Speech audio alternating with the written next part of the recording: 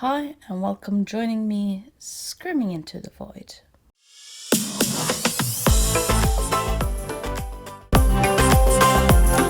This is a reading vlog for the book which the Norwegian and Latvian title is Mother's Milk by the Latvian author Nora Ikstena. The English translation is Soviet Milk. And I have thoughts about that translation in the sense that they've called it Soviet milk and not mother's milk. No critique to translators, because translating a book is extremely difficult, because you're in the conflict of do you want to have the very literal translation where the cultural meaning is lost, or do you go for the cultural perspective where you have to be more fluid in your translation, because different things mean different things in different cultures. There's a knowledge bomb for you. Yet I don't really know why not just mother's milk, because based on my knowledge of at least American culture and also British culture, the double entendre of the title of the book shouldn't be lost by calling it Mother's Milk. The book is about a mother-daughter relationship and how the mother's relationship to her own mother influences that type of relationship, which is why Mother's Milk is so focused in this. Latvia used to be a part of the Soviet Union. I think it was independent in 1991. Yes, independence in 1991. And of course, the double entendre with Mother's Milk is, of course, that you have the biological mothers referenced in this book, and the relationship these mothers have with their daughters and also their mothers. But of course, the double entendre here is also the motherland, the mother Soviet Union. I have two thoughts on why they had to translate it to Soviet milk instead of mother's milk. I don't really like any of the explanations, and if anyone has any thoughts on why they did that translation, please let me know in the comments, because this baffles me why they did this change. One reason that they might have done that change is that they might think that people wouldn't understand that when you're talking about mother, in the sense that also references the country, which is very weird, because I think that is also something you can sort of, the fatherland and the motherland is a cultural reference that you find in both the US and the UK. Other reason I think that they might have done that translation has to do with the exotic aspect of it. I do know that when, for example, Norwegian books are sold and promoted in especially the US, very often they will have covers of mountains and tons of snow in the middle of a forest, sort of no matter what the book is actually about, because snow and forest and mountains is something that a lot of Americans find very exotic about Norway. So I'm open for the interpretation that Soviet milk, in the sense that it exotifies this book and therefore is a way of promoting it to an American audience, but I don't know. These are just the two theories I have. So if you have any ideas of other reasons why that might be a translation, please let me know. And for me to finally start reading the book and not just talking about the translation of the title. And I remember how solidified our small street seemed, like a picture cut out of a different time and glued into this one. But gone were the elegantly dressed people on their way to the racetracks at the hippodrome around the corner.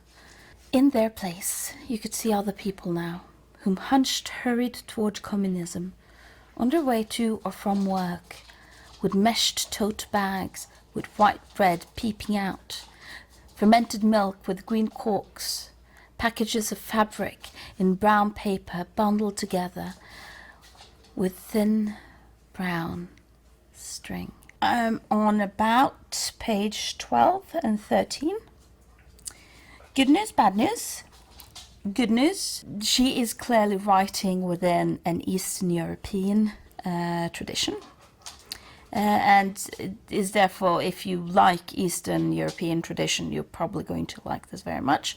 Con is that the book is about a mother and a daughter, and in one sense it's very clear when the mother is speaking and when the daughter is speaking, so there isn't very much confusion about that when it comes to the details of the text. For example, the two first sort of parts start with their births, and with the daughter 15th of October 1969 and the mother 22nd of October 1944. So in some sense, if you follow along on the details, you will clearly know whom the text is about. But the author hasn't done anything to separate them as two different voices. So they read as identical voices, at least at the part I am now, and that can be a bit discombobulating, is probably the best word of it, because you know they're two different characters, and you sort of in one way know that they're two different personalities, yet when their voices are identical, you get almost confused, even if you know, no, this is the mother or this is the daughter. So hopefully that's going to work out better when I get further along the book, and I'll keep you posted. I'm about 3/4 of the way in Mother's Milk. I need to call this Mother's Milk instead of Soviet milk. And one of the reasons is that despite the context being very clearly in a communist regime, and so a lot of the issues discussed in the books are sort of put in the context of being in a communistic regime, I think that you're going to lose some of the potential depth of the book if you only look at this as a book that is criticizing communism. This book is, as I've mentioned before, about a mother-daughter relationship, and the mother in this book, you realize, has depression and has suicidal thoughts. And on one hand, the depression is contexted in the fact that she has depression because she's unfree, and she's unfree because she lives in a communistic country. But the reality is that depression hits everyone, and this is a person that most likely would have become depressed no matter the country she lived in. And therefore the relationship between her and the daughter becomes a very universal one, because it deals with being depressed as a parent and as a child having a parent that is depressed, and how that influences you as people. And she does a brilliant job in humanizing both characters and humanizing the anger and the love, and showing that there is love and there is despair and there is anger, and one doesn't sort of nullify the other. There's two themes, the way I read it in this book. And one of them is, of course, the depression, and having depression when you are a parent. And I think being a parent is very sort of relevant in that theme. But it's also about specifically freedom versus love. And when I say that, I'm talking about specifically the daughter, who has sort of the mother who's depressed and blames a lot of that on the communism, and a mother that talks a lot about being unfree and the importance of being free and the values of being free. But she also has her grandparents who sort of live in the communist country as faithful communist people, but are extremely loving, in contrast to a mother who has depression and is therefore having difficulty showing mother's love. And the fact that the daughter sort of is gravitating more towards the loving grandparents than her more idealistic mother is very, very fascinating, considering that this is sort of a book that is contexted in a communistic context. Because right before I read this book, I read a book by Herta Müller called The Passport, and she talks a lot about being critical to communistic states, and she sort of is a part of a tradition about critiquing the communistic state. And a lot of sort of books are either very positive to the communistic state or negative to the communistic state. So the fact that the daughter in this book is drawn to the more loving grandparents, while sort of the mother is so clearly being used as a way of sort of critiquing a lot of the negative things about the communistic Latvian state, is very, very fascinating and very, very different from a lot of other books that are set in the communistic state. I'm saying the communistic state a lot in this part, but we don't know where it ends, and I'm going to keep you updated. This is very, very fascinating. Not necessarily about where the mother ends up, but what the daughter ends up doing in regarding to this whole, what's more important, freedom or being loved. I finished last night. I'm very glad I read Herta Müller's The Passport right before I read this one. Not necessarily because the books are so connected.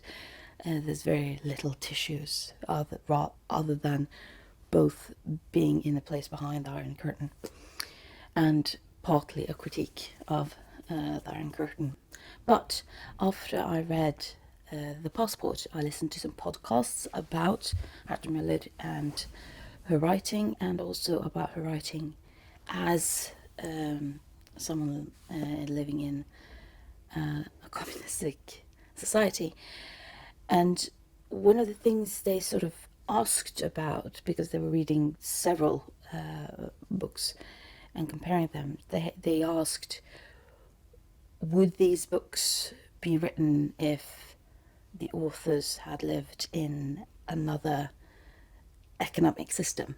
Mother's Milk, the character in Mother's Milk, again, as I stated before, despite clearly having her depression linked to the communistic society, could fit it in any economic system.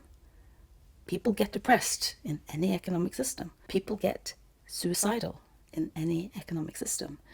And this book is just generally a very good book, talking openly about the positive you can feel towards people who are depressed, at the same time the negative you can feel when living with someone who's depressed.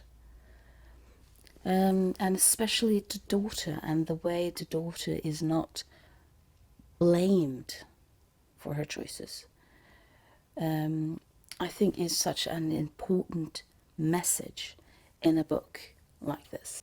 This is also a book that is symbolism. There are so many stories and wouldn't call themes, but just miniature stories, which is so clearly meant to be symbolic for something.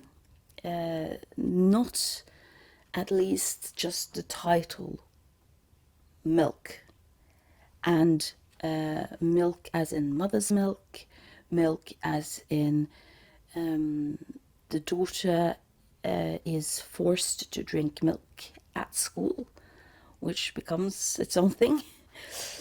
And everything is a symbolism for something. But they're not very deep symbolisms. It's not like something I was sitting and, ooh, what could this mean? It's very clearly, in most of the cases, what they're supposed to be a symbolism for. Which means that it becomes a very accessible book. It's a book about having someone with depression and how to see you later, screaming into the void.